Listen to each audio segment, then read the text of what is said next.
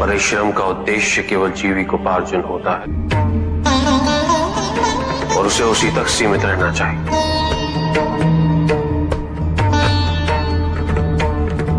परिश्रम से हमें भोजन प्राप्त होता है और उससे हमारी क्षुधा मिटती।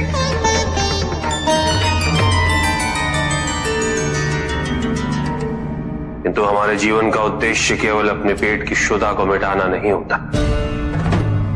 हमारे जीवन का उद्देश्य है इस जन्म ईश्वर के और समीप आना।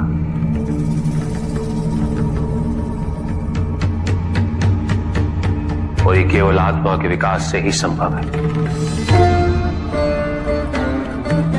और आत्मा का विकास केवल चिंतन, मनन, संगीत और सत्संग से ही संभव होता है।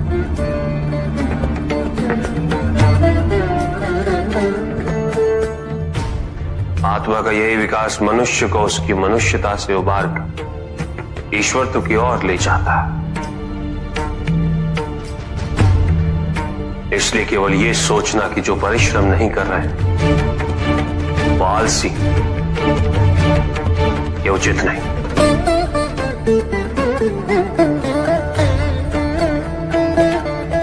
जितना प्रयास शारीरिक परिश्रम हेतु करना पड़ता है उससे कहीं अधिक प्रयास की आवश्यकता मानसिक व आध्यात्मिक कार्य में होती।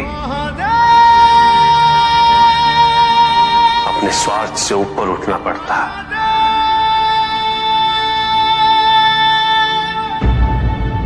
अपने आराध्य में ध्यान केंद्रित करना पड़ता है। समर्पण सरल नहीं है। जीवन के महत्वपूर्ण 4 स्तंभ हैं: धर्म, अर्थ, काम और मोक्ष। चारों की महत्ता एक समान होती है।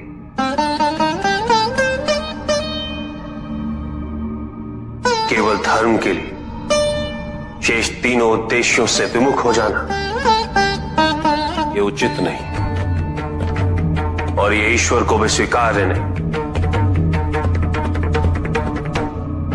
यदि केवल धर्म को महत्ता दी जाए तो संतुलन उत्पन्न होता।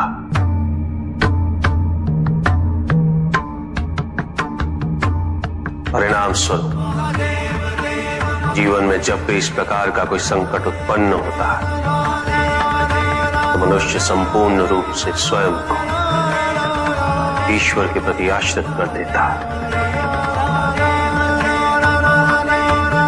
वो स्वयं कोई प्रयास नहीं करता। वो इस भ्रम में जीने लगता है कि ईश्वर आएंगे और उसकी सहायता करेंगे।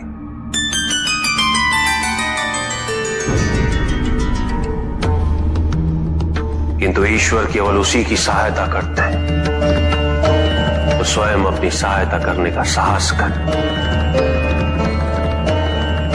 जो अपनी परिस्थिति को परिवर्तित करने का प्रयास करे।